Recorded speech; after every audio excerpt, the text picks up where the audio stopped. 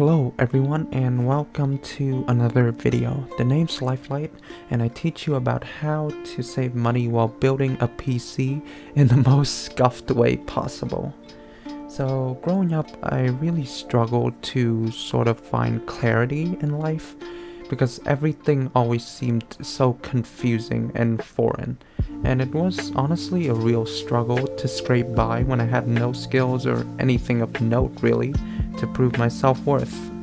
I distracted myself with different media or even just sleeping it off. Yeah, not a great time. It wasn't until I built my first computer that I found a sense of direction, and I kind of want to replicate that for you guys today with this $500 PC.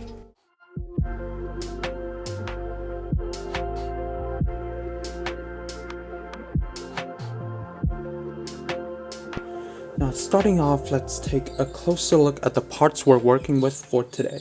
For the CPU, I chose the Intel Core i3-10105F with 4 cores, 8 threads, and a 3.7 GHz base clock.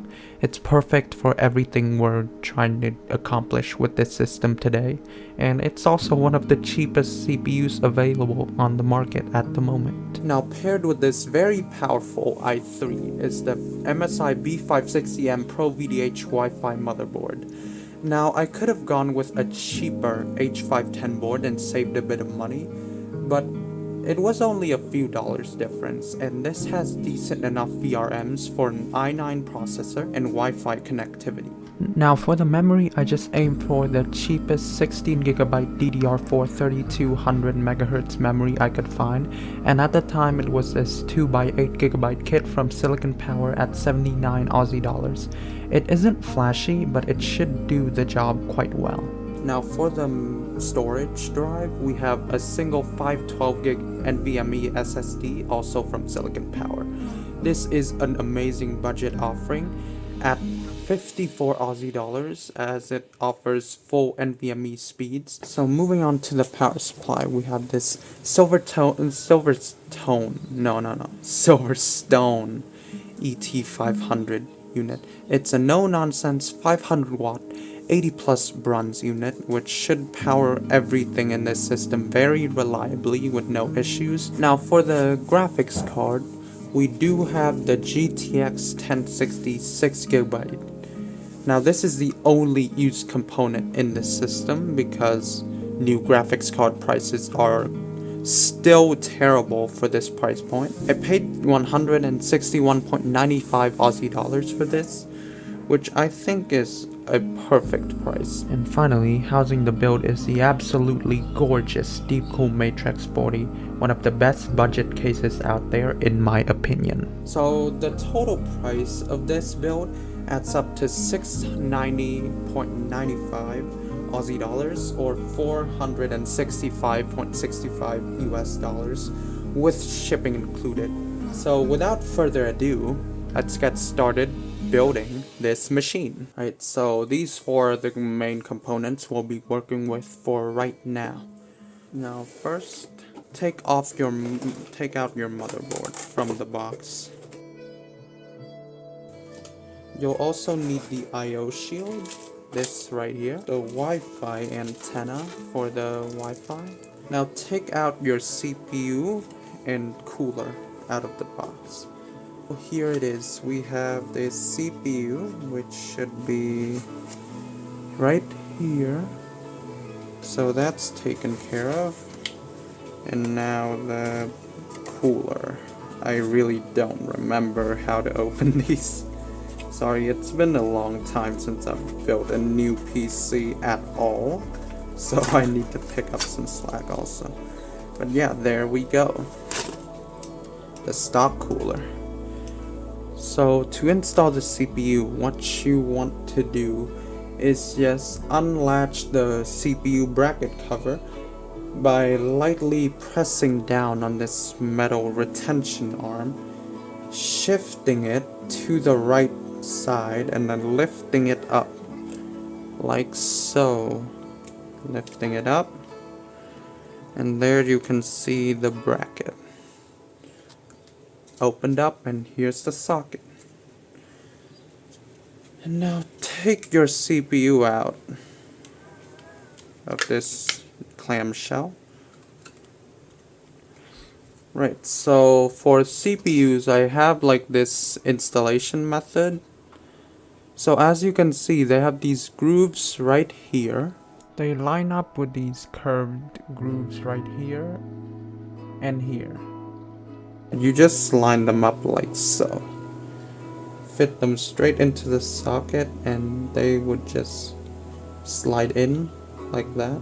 Now this top black bracket you don't need to sort of remove.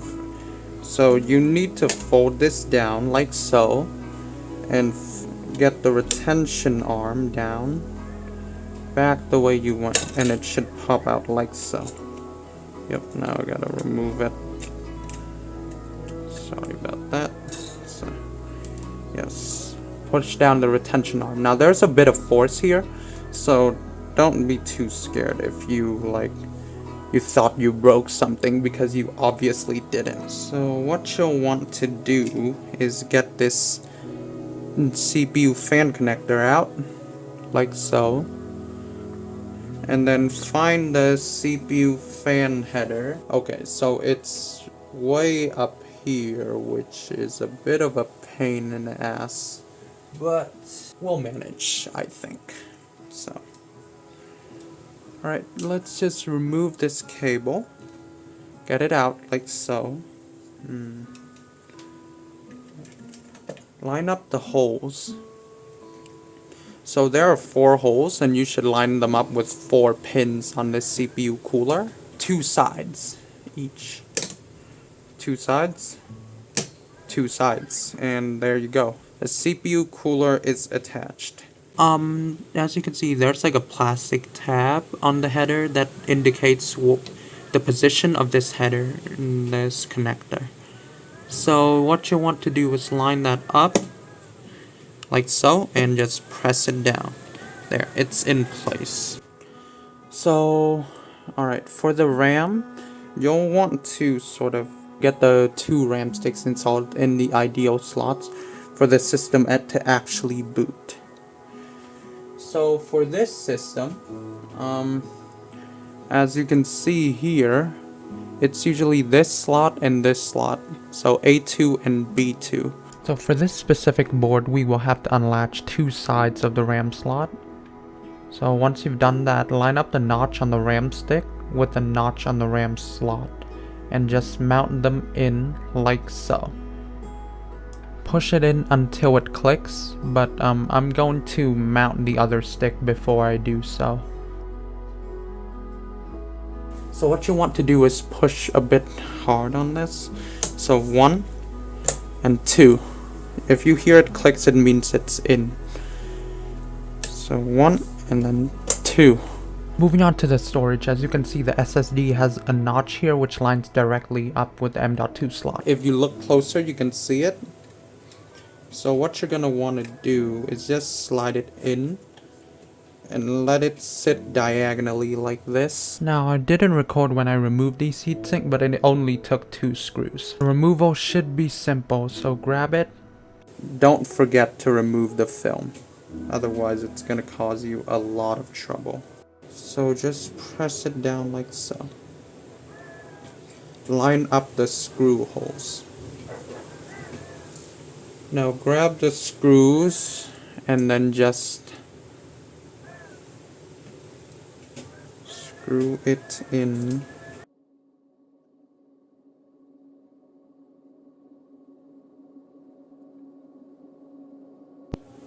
Okay, so it's time to prep the case. So as you can see here, there are these 2 thumb screws you have to unscrew, so go ahead and do that.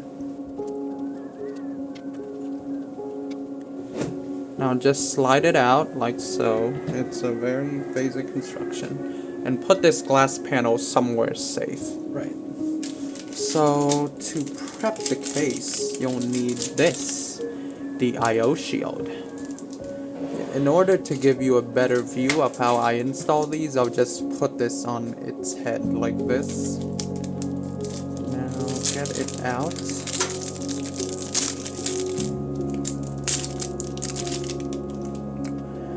Alright, what you're gonna want to do is slide them in and line them up like this. Yes. And then once you have them lined up, push in the 4 corners like so until they're all in. It's pretty easy and straightforward, but you'll have to be careful. Now let's check for standoffs. Usually for PC builds, they don't have these installed in full, so you'll have to check. Now open up the back panel. You'll route the front panel cables through these 2 holes, so power switch, reset switch, hard disk drive LED goes to the left hole here. This USB 3 connector also goes to the left hole, like so. So the HD audio will go to the right hole, and the USB 2 will go to the left. And there we have it. Now, to install the motherboard, first you got to remember to line up these ports with the I/O shield you just installed earlier. Now, line them up with the ports and also make sure the screw holes line up with the standoffs you just checked before. So, once it lines up properly with the screw holes, you'll want to screw one screw in to sort of hold it in place. Now that one is holding it in place, you repeat that for the other 7 screws. Alright, and there we go. We have our CPU, RAM, SSD combo firmly in place. Now, once the motherboard is installed correctly, we will move on to our front panel connectors. We have HD audio, USB 2, USB 3, and our power and reset switches along with the hard disk drive LED. Now these each have their own pin layouts, so it's pretty easy to install, but if you're unsure, refer to the manual or the labels on the motherboard. Time to install the power supply. Okay, so make space for the power supply in here, the PSU basement. Make sure the fan is downward so it takes air from the bottom of the PC. So just slide it in like that, like so. It's gonna be a bit of a tight fit. Right, so what you'll need is this sort of hex-ish case screw right here to install the power supply into the case. So yeah, attach it to the screwdriver like you did with the motherboard, and then sort of line it up. Right, so once you've lined up the screw holes, just screw it in to hold it in place. That's the power supply installed. So moving on to the cable management.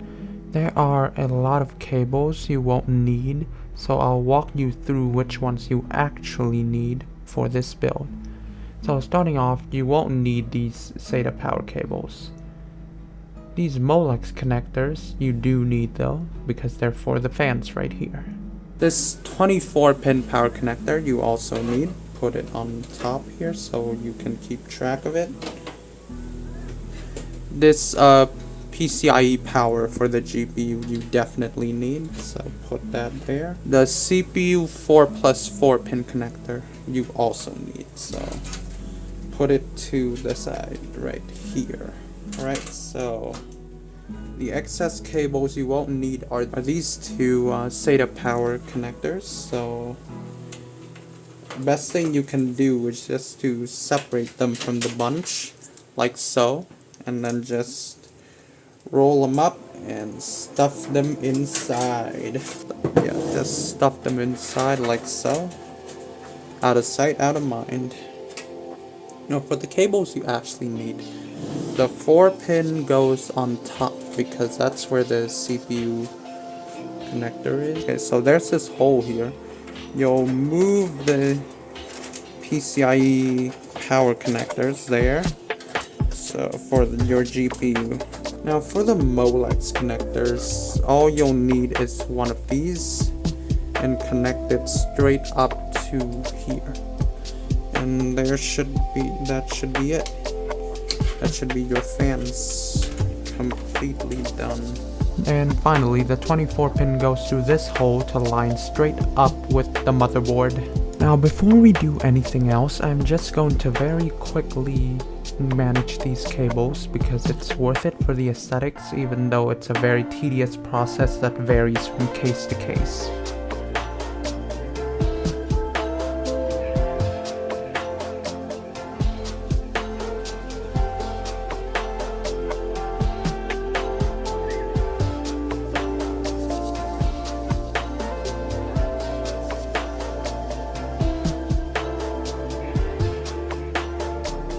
Since that's pretty much it, we'll just close the side panel down, grab the screws, screw them in. As you can see, we still have a few cables to install here, so let's get going, shall we? Alright, so with that, let's install our last connectors.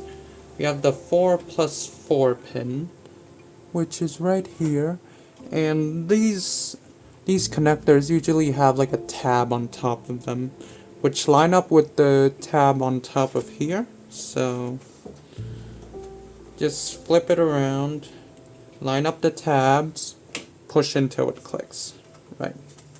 So same thing applies for this connector right here. So there's a tab on top of here, and then there's a tab over here on the slot. As you can see, it peeking out very slightly.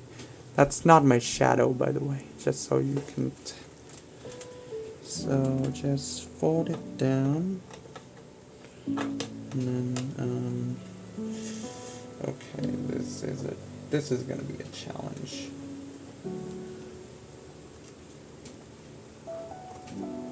Just push it until it clicks. Now, we can't forget the star of the show, right? The GPU. But before we do that, you'll have to remove these two brackets that cover up the PCIe ports. So just push it in and then fold it up and down until it gets separated from the case. So you can see there is a bracket here. So what you're going to want to do is to unscrew that slightly, slide it up. Now once you have lifted the bracket, grab your GPU. Now line up the notch on the GPU with the notch on the PCIe X16 slot. Now just line things up very carefully, make sure nothing's in the way, and push it in till it clicks. Like so. Now push down the bracket and screw it in. Right, so you'll need these two screws. And I gotta probably move this PC out a bit. You can see the screw holes there. Very barely, but I'm gonna install them this way. So it's whatever.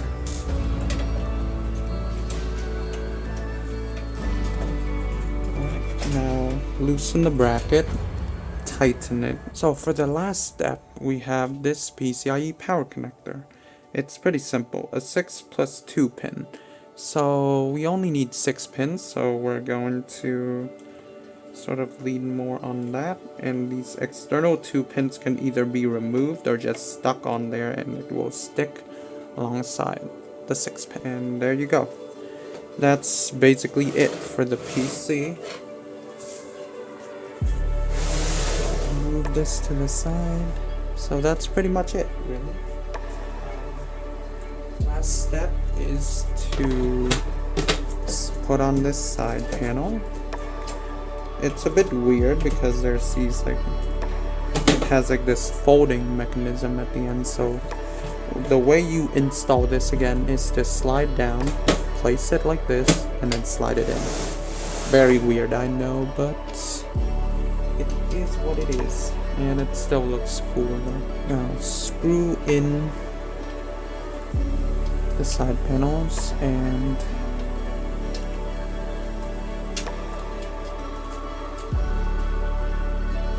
Yep, that's the basic PC done. The Wi-Fi antennas. This part is optional, but since we're using Wi-Fi, I might as well use it. Straighten it out, twist it in, and then just fold it out like that. That's one done, one more to go.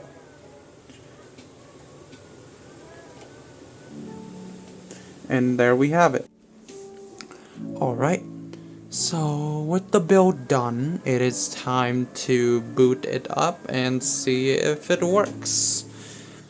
Let's hope I didn't install anything wrong.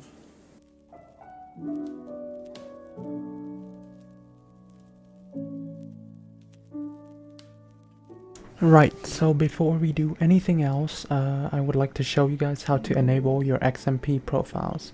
Now, as you can see, we have our basic BIOS here. What you want to do is to enter the advanced mode, which is F7 on this motherboard, and enter the OC section. Find the setting that says XMP and enable it. After that, save your changes, then exit. The changes should be applied after a restart. And there you have it, 3200 MHz memory. Now I will install Windows on this PC and let's get some gaming benchmarks rolling.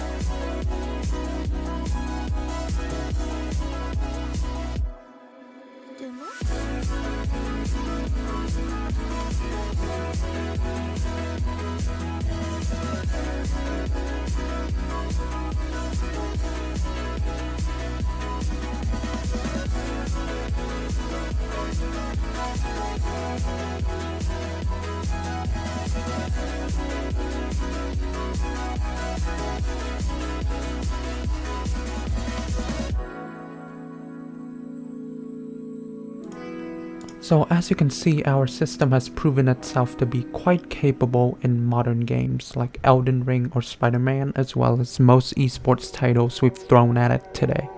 But before we end on the video, I want to touch up a bit on productivity. So for the productivity tests, we have editing on DaVinci Resolve, which I did on this machine from start to finish. It took 34 minutes to render a 23-minute 1080p 60 FPS video, and I think that's quite an impressive result for a system like this. Thanks to the NVENC encoder on our GTX 1060, we managed to stream at 1080p 60 FPS at 6000 kilobyte per second, and granted this is OBS's recommended settings, it still looks amazing and the stream runs without any hiccups or slowdowns, which I think is just awesome for a system of this caliber, and it makes for a perfect beginner streaming setup. And with the tests done, we've reached the end of the video. Thank you to all those who have joined me today, and I just wanted to say that I'm open to criticism. This is my first time adding a bit of story to my videos, and honestly it's been more fun than to sort of just toss a PC on the screen and then say a few sentences and then end the video. Yeah, because low budget machines like these, like they're sort of my dream machines, I guess you could say. I dreamed of having these and I will never stop dreaming of like just building these. So yeah, having a sense of direction in that really helps me get going and sort of motivates me forward. And I'm glad everyone here could join in on the journey somewhat. So thank you for joining me here today. Have a nice day or night wherever you are, and I hope to see you all around.